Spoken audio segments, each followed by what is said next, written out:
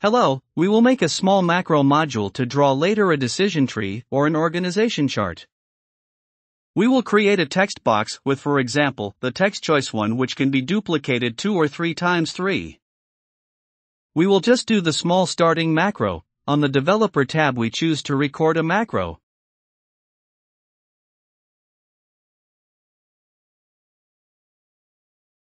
It is called for me. There is already one here with this name. It is crushed. We are now in the process of recording. We position ourselves on the tab Insert/Illustration Toolbox/Insert Shape. We will take the text box and draw our text box. Inside we write choice 1. We will customize it. A right-click on the perimeter, we click on the last format line of the shape.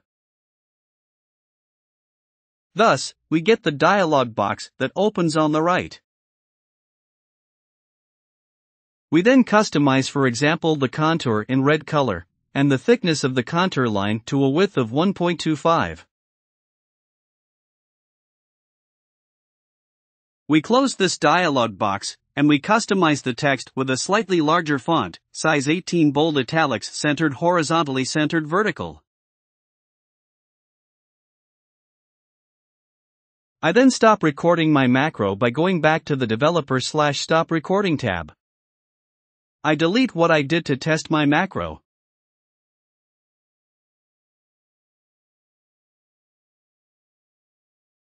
Now I am going to evaluate this macro. From the Developer tab, I run it. I can then duplicate the created text box. I will duplicate it with the Control key. I will then work on them after selecting all the areas.